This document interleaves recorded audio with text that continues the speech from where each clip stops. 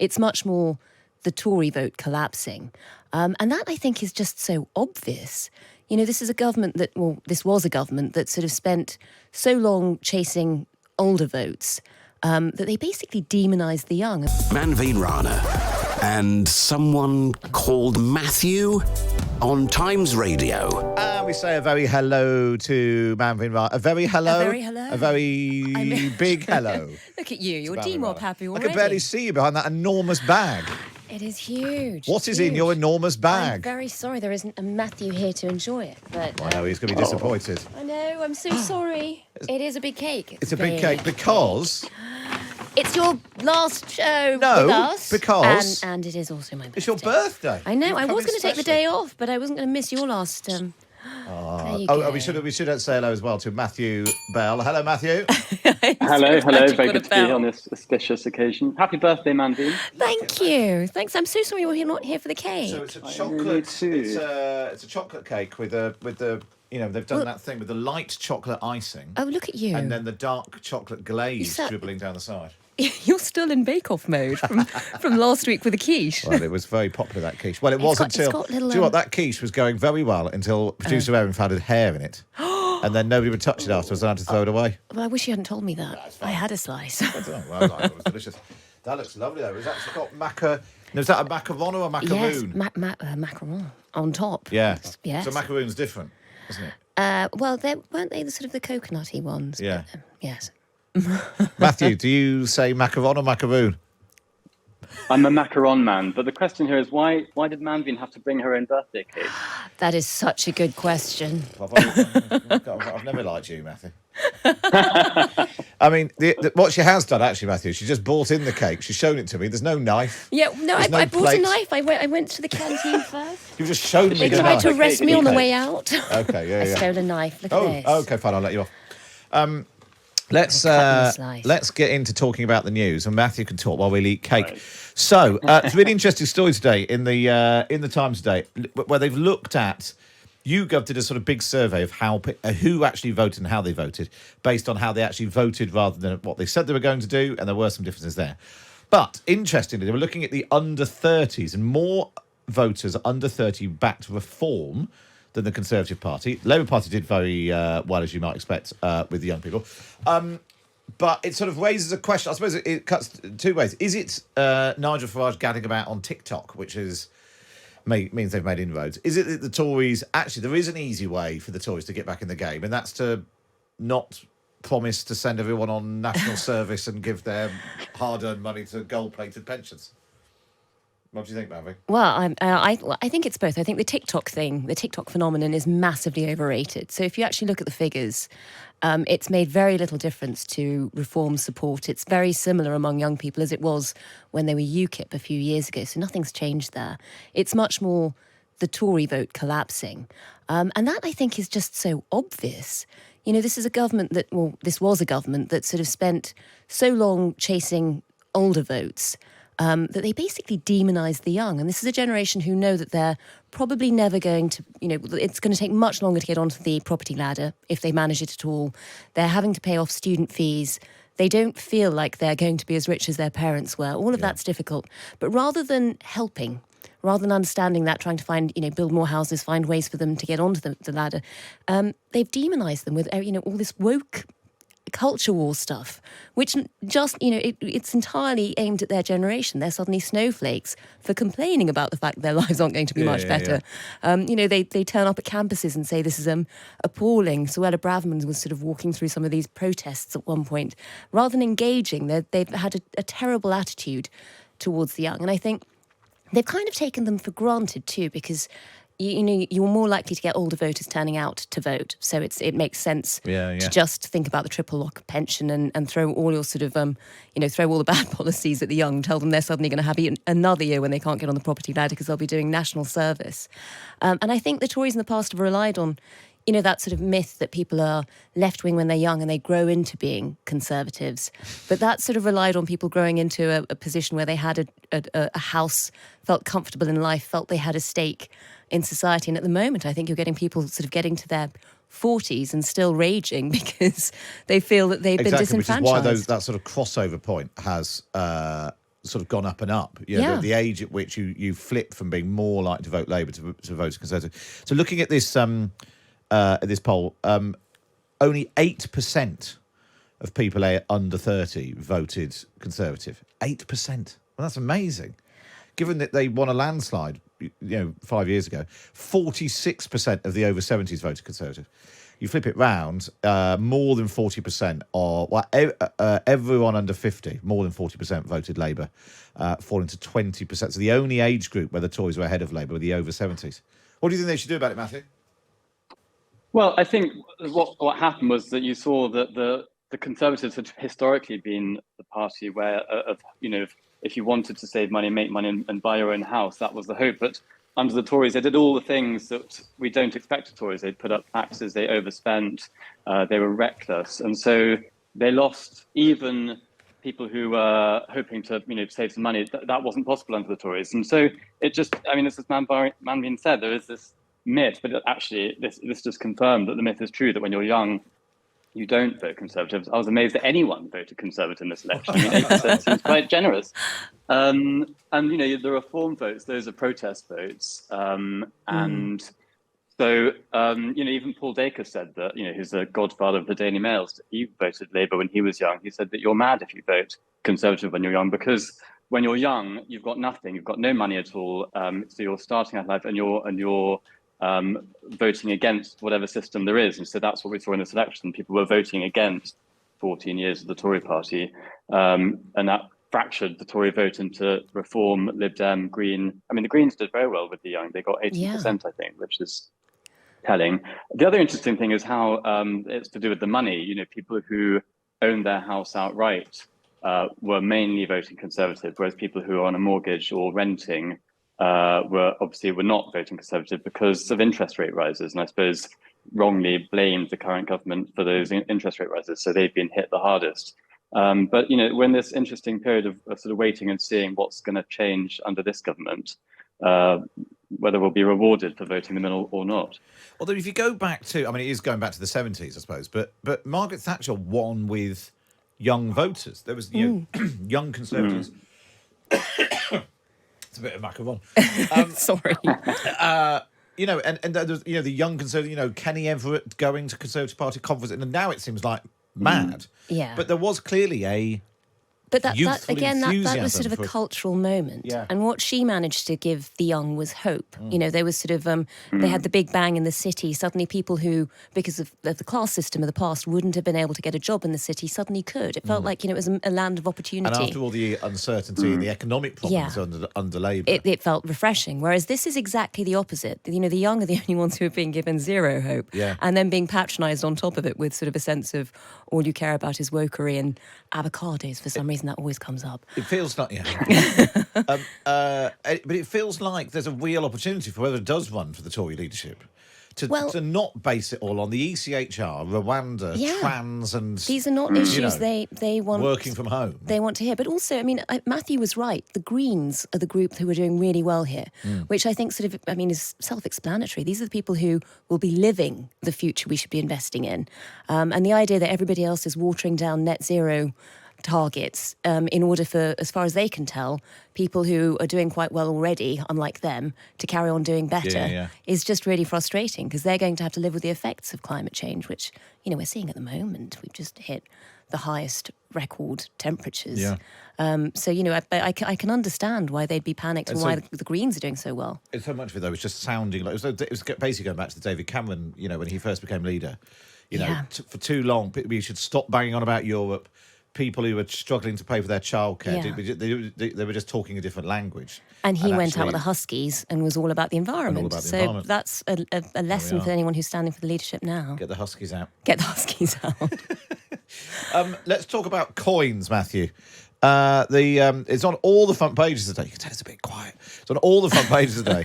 The Treasury's placed no new orders for coins this year because 40% of us are now leading entirely cashless lives. Although buried in the story, it does point out that Philip Hammond tried to get rid of 1p coins. I think in 2018, 2019, when he was Chancellor, there was such an outcry from the association of the people who run sort of penny arcades on piers that he had to back down and keep the 1p. Would you miss the 1p coin, Matthew? Oh, no, we can say goodbye to 1p's and 2p's. They're filthy and they just clog up your pockets. But no, but cash in general, I'm very pro cash. And I think this is a story about the other end of the demographic. It's about very old people.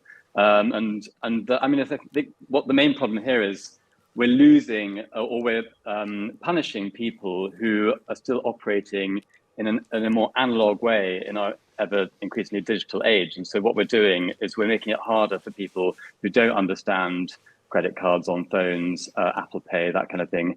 They're not gonna learn at this stage in their lives. You know, if you're 80 plus, you're probably not gonna have your credit card on your phone.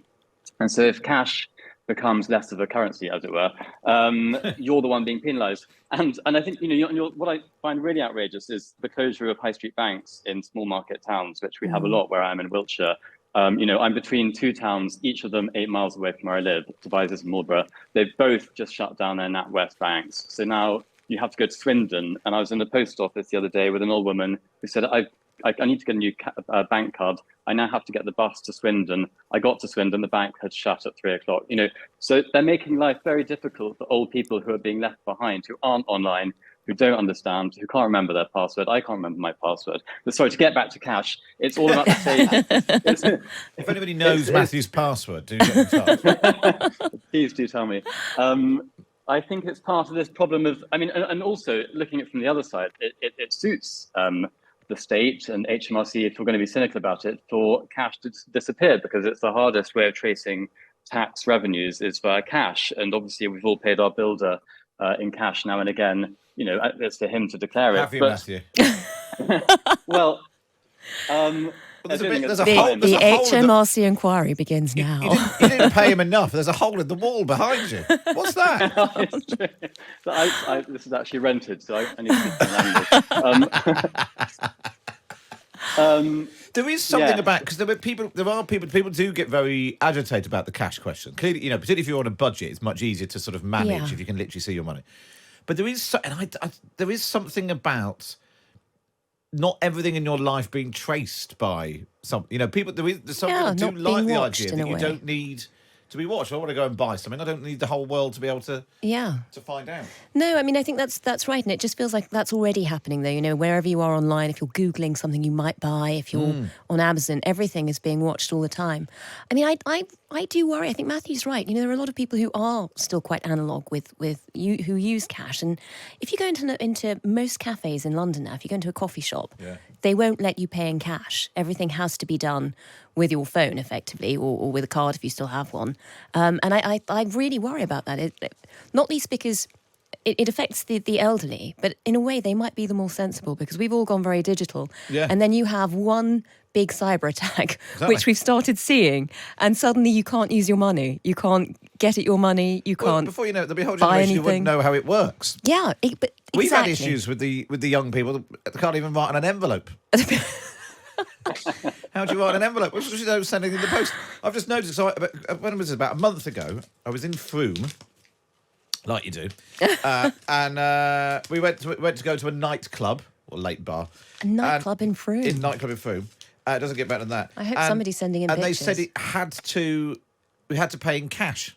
So we all toddled off to the cash machine for reasons I don't understand. We delightful. all took like £20 out, and then toddled back. And I've been carrying around this £15 now for a that month. will come in handy at some point. Yeah, at some point when the Because also, apocalypse comes. when the apocalypse comes, you're going to be very grateful. But also, I find whenever I leave London and I'm sort of standing around at a station platform going, "Where's Uber?" Yeah. Hello, I'm from London. You, sir. I suddenly don't know how to function. Young man, and everybody, would you like to earn a guinea? a lot of people want cash in a cab, That and is you've true. forgotten what that's Yeah, like. yeah. So that will come in And very there's handy also next time you're in there is Frome. something so much nice about getting out of a cab and you give them Yes. 10, you know, it's £8 or $9 or whatever. And also you can give say, them "Keep 10 the Keep the change." change. Exactly. Rather than trying to round it up. Also, presents for children. You know, thrusting a £20 note into your godchild's son, Yes. as against, oh, I'll just ping you the money. Oh, yeah. Yeah, So bring back cash. it's not over. Now, because I nearly started choking earlier, I've had a bite of this cake, Matthew. Is this cake boozy, Manveen? I don't. They didn't tell me. I bought this. I didn't bake it. Oh, I have had not a nothing to lovely do with this. Is it parchment. boozy?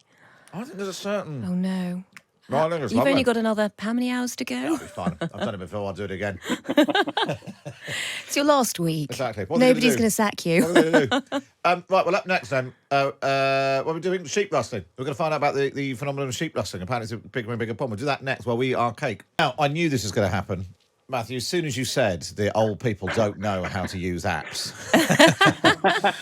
How many emails have you had? Sylvia, who has been a long-time correspondent on the programme before that, used to get in touch with me regularly when I wrote the Red Box email.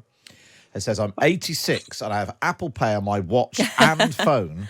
Quite right. Bainbridge in Wensleydale is 30 miles from a bank.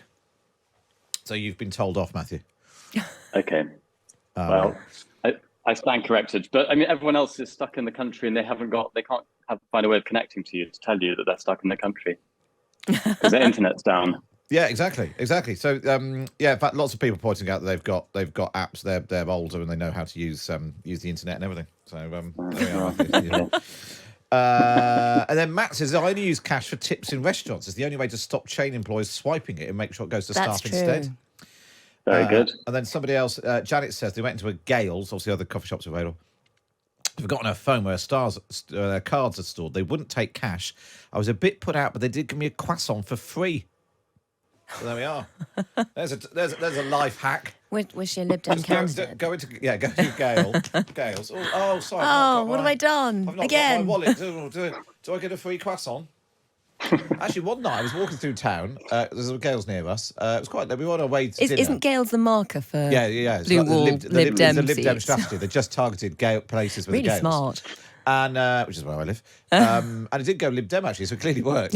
We were walking through town on the way to dinner about I don't know 8 o'clock on a Saturday night, and somebody suddenly leapt out of a Gales and said, "Do you want a loaf of bread?" And they would just give away the bread at the end of the day. And honestly, the loaf we had was about 40 quid normally if you buy it. So, Well, look, there's news you can use. I hope everyone's going to go and hang around outside Gales at the end of the day. They don't. But their cakes aren't as boozy as the one that Manveen's brought in. Right now.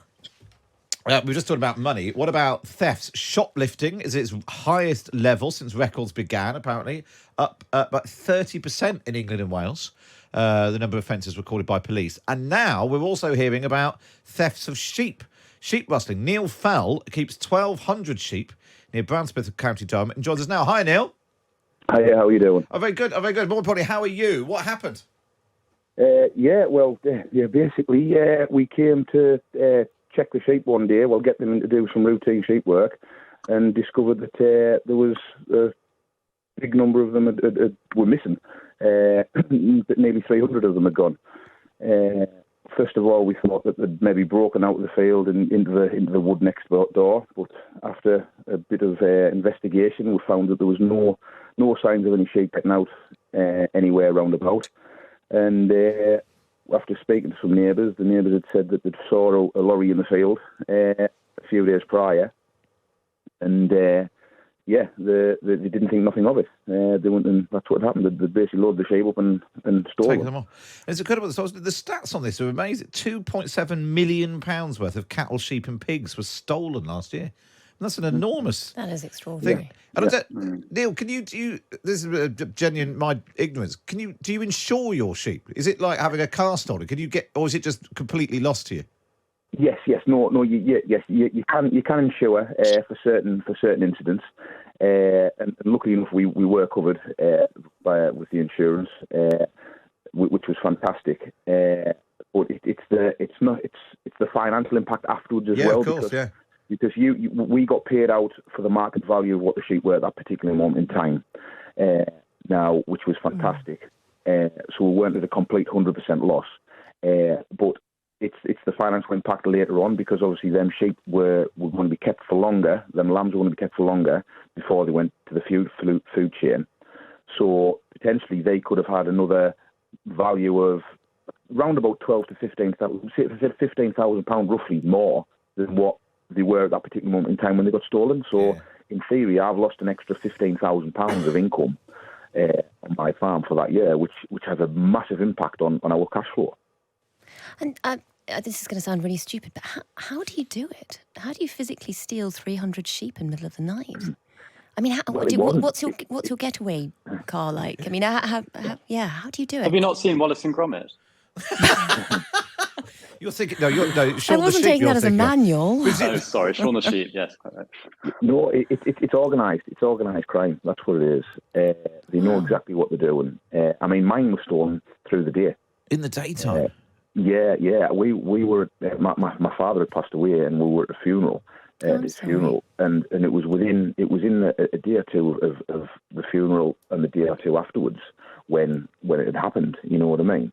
So I mean, through the day, it seems like if I saw a lorry in a field driving down my neighbour's field, I might think differently now. This has happened to me, but before that, if I saw a lorry in a field loading some sheep up through the day, you wouldn't think nothing of it. You would think, oh, they're just... Yeah, you just think that, it's difficult to Yeah, know, they're just moving that's sheep not your around. sheep. Yeah. And where did they end up then, Neil? Where were they selling them into? That's something I wouldn't know. I would not know. You know what I mean? They could go they could go abroad. I don't know where they would go. Yeah. That's something I wouldn't have a clue, and I couldn't. But there's not a answer lot. that. You don't have to. Do you have to sort of register and license the sheep? There's no way of if they turned up in a market, would they say, well, hang on, these aren't your sheep? Yeah, well, basically, we have ear tags in them, so we tag them. Yeah. So, and that's got our hold number on, which is personal to us. But they're just an ear tag. So a set of clippers, a set of cutters, and you can cut them out and put another ear tag in, and that's it. You know what I mean? Yeah. I did call the local markets and a few people round about, and I said, look, I've had this happened. This is my holding number. Well, obviously the markets know my holding number anyway. So if they did go through and they weren't registered to my holding, then it would flag up. You know what I mean? But it's an easy job of just cutting the ear tag out and away they go. You know what I mean? These people know what they're doing. They're organised. They know exactly what they're doing. Well, Neil, I'm sorry it happened to you, but thank you for coming on and telling us about it. I feel like we've all learnt a lot about the thing. I mean, there's just enormous numbers, and obviously just like you said, it's just a massive impact on you. Neil, really good speech. Thanks for that. It's Neil Fell from County Durham. More messages coming in complaining about you, Matthew. Very good. Where's with all these young people congratulating themselves on paying for bills and saying no one over 80 can do it. Hey guys, I'm 81, says John. I know I don't pay with my phone. Who pays with a phone? That's so last decade. I pay with my watch.